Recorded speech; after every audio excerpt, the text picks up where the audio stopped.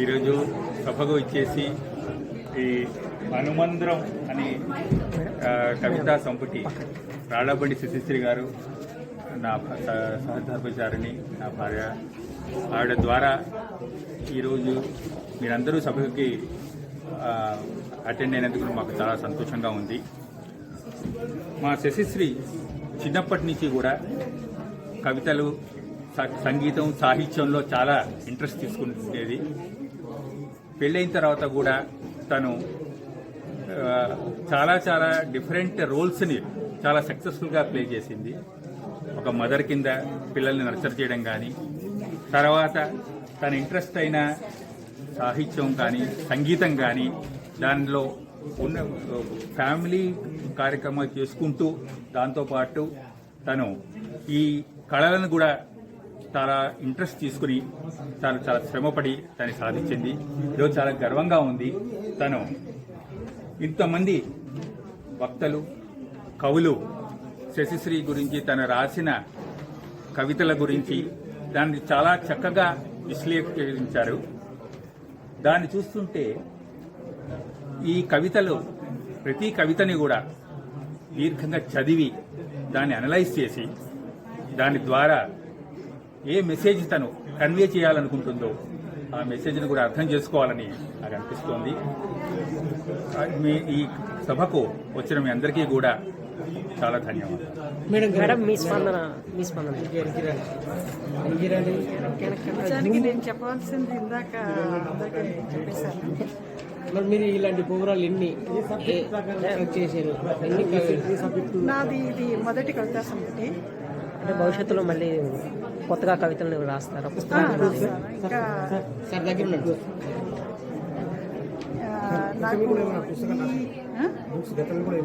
రాయలేదండి. మొదటి కవితా సంపుటి.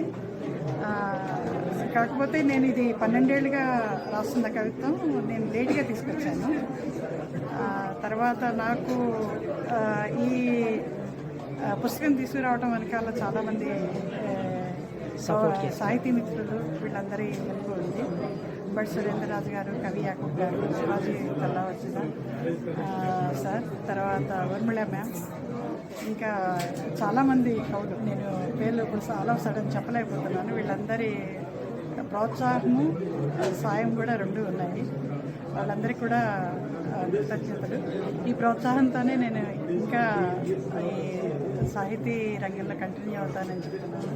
Thank you so much. Madam, ఈ హైదరాబాద్ మీరు ఫస్ట్ టైం చేస్తారు కదా, మీ సంతోషం, మీ ఫీలింగ్ చెప్పండి మేడం. నిజానికి కవిత్వం మొదటి సంపుటి తీసుకురావటం అంటే చాలా హ్యాపీగానే అనిపిస్తుంది. ఎందుకంటే అప్పటిదాకా మనం రాసిన రకరకాల కవితలు పుస్తక రూపంలో చూసుకోవటం అనేది చాలా ఆనందకరమైన విషయము. తర్వాత అందులో ఈ రవీంద్రబాద్లో చేసుకోవటం, ఇంతమంది సాహితీ మిత్రులు, ఫ్రెండ్స్, తర్వాత బంధువులు అందరి మధ్య చేసుకోవటం అనేది చాలా హ్యాపీగా ఉంది. మీరు ఇంతవరకు వచ్చినట్టు మీ తల్లిదండ్రుల సపోర్ట్ వల్ల ఈ డెఫినెట్గా ఈ కవిత్వం రాయటం అనేది మా నాన్నగారు నుండి వచ్చింది నాకు. తర్వాత మా తమ్ముడు, మా అక్క, మా మామయ్య గారు, మా వారికి కవిత్వంతో సంబంధం లేదు, అయినా కూడా చాలా ఎంకరేజ్ చేస్తూ ఉంటాను నన్ను. ఇట్లా ఇంట్లో వాళ్ళ సపోర్ట్ కూడా నాకు చాలా. కవిత్వం మీద అమ్మవారికి అమ్మ ఎక్కువ సపోర్ట్ చేస్తారు, డాడీ ఎక్కువ సపోర్ట్? డాడీనే సపోర్ట్ చేసేవారు. డాడీ, మా నాన్నగారు పద్య కవిత్వం రాసేవారు. సో మా నాన్నగారు నేను కవిత్వం రాయాలి అంటే ఆయన పోలికొచ్చింది కాబట్టి కవిత్వం రాయాలని కోరుకుంటూ ఉండేవారు. సంగీతంలో నేను డిప్లొమా చేశానండి. 2019లో నేను డిప్లొమా చేశాను. లావణ్యలత గారు, కోటి మ్యూజిక్ కాలేజీలో లావణ్యలత గారు మా మ్యూజిక్ టీచర్. భవిష్యత్తులో మళ్ళీ ఇంకా ముందు ఇటువంటి పుస్తకాలని ఆవిష్కరిస్తారా? డెఫినెట్గానండి. ఇప్పుడు వీళ్ళు ఇచ్చిన ప్రోత్సాహం నాకు చాలా బలాన్ని ఇచ్చింది, ఇంకా రాయాలి అనే ఉత్సాహాన్ని ఇచ్చింది. సో డెఫినెట్గా okay, thank you madam. Shivaji కల్లావచ్చిన గారు, అంబటి సురేంద్రరాజు గారు, ఘంటసాల నిర్మల్ గారు, కవి సిద్ధార్థ గారు, కవి యాకూబ్ గారు, అనిల్ డాని, ఇంకా వేదిక ముందున్న పెద్దలు, పిల్లలు అందరికీ నమస్కారం. నిజానికి ఈ కవితా సంపుటిని మా నాన్నగారు ఉన్నప్పుడే తీసుకురావాల్సింది నేను. ఎందుకంటే నన్ను కవిత్వం రాయమని ప్రోత్సహించింది మా నాన్నగారే.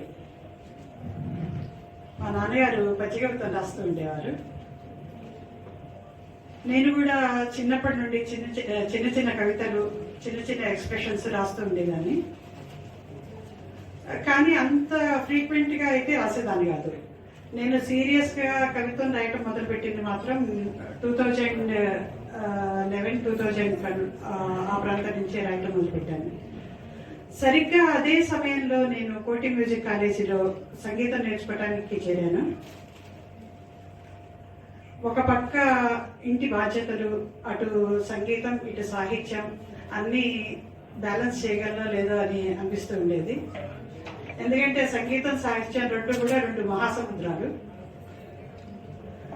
ఒక ఫస్ట్ ఇయర్ పూర్తవగానే, మ్యూజిక్ ఫస్ట్ ఇయర్ పూర్తవగానే మా మేడంకి చెప్తూ ఉండేదాన్ని, మేడం ఇంట్లో అవ్వట్లేదు, నేను సంగీతం మానేస్తాను అని. అలాగే మా నాన్నగారికి కూడా చెప్తూ ఉండేదాన్ని, నాన్న నేను రాయటం అవ్వదమో, నా వల్ల ఏ పని కాదమో కవిత్వం రాయటం అని.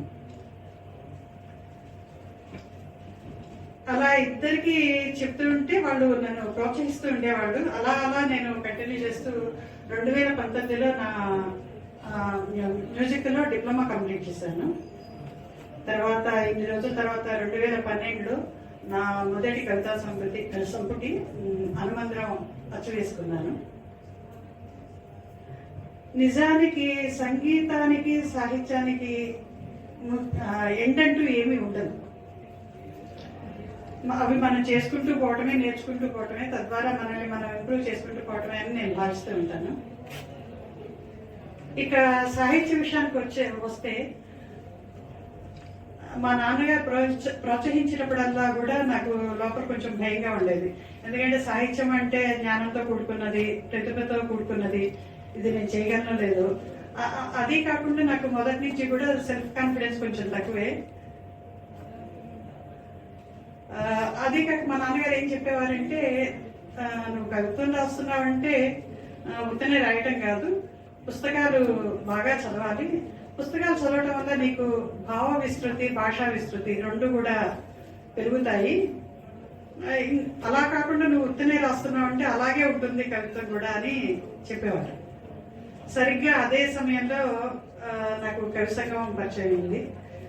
కవి సంగమంలో సీనియర్స్ రాసిన వ్యాసాలు మా జూనియర్ కవులకి చాలా ఉపయోగపడ్డాయనే చెప్పచ్చు. ఆ తర్వాత యాకబ్ సార్ కూడా నన్ను కవి సంగమం 6th మీట్లో కవితా పఠనానికి పిలిచారు. చాలా తొందరగానే పిలిచారని చెప్పాలి. ఆ తర్వాత మధ్యలో కొంచెం గ్యాప్ వచ్చినప్పుడు యాకబ్ సార్ ఫోన్ చేసి, అమ్మా ఈ మధ్యకాలం రాస్తున్న వాళ్ళలో కవిత్వం బాగా రాయగలవు అని నేను నమ్ముతున్న వాళ్ళలో నువ్వు కూడా ఒకదానివి, రాయి మానకు అని చెప్పారు. అలాగే శిలాలలిత మేడం కూడా కనిపించినప్పుడల్లా ఎంకరేజ్ చేస్తూ ఉండేవారు. ఇక ఆ తర్వాత మన ప్రయత్నం లేకుండా ఎక్కడి నుంచైనా మనకు ఒక సహాయం వచ్చింది అంటే నేను అది భగవంతుడి నుంచి వచ్చిన సహాయంగా నేను అనుకుంటాను. అలాంటి సహాయం నేను సురేంద్రరాజ్ సార్ నుండి పొందాను. తర్వాత ఈ పుస్తకం వేయటంలో కూడా సురేంద్రరాజ్ సార్, ఊర్మిళ మేడం నాకు చాలా హెల్ప్ చేశారు. ఇక ఈ పుస్తకం వేయటంలో కానీ, తర్వాత ఈ సభ నిర్వహించడంలో కానీ చాలా మంది నాకు సాయం చేశారు. వాళ్ళందరికీ కూడా నేను కృతజ్ఞతలు చెప్పుకోవాలి. నేను పేర్లు మర్చిపోతానని రాసుకొచ్చుకున్నాను. ఒకసారి నేను చదువుతాను.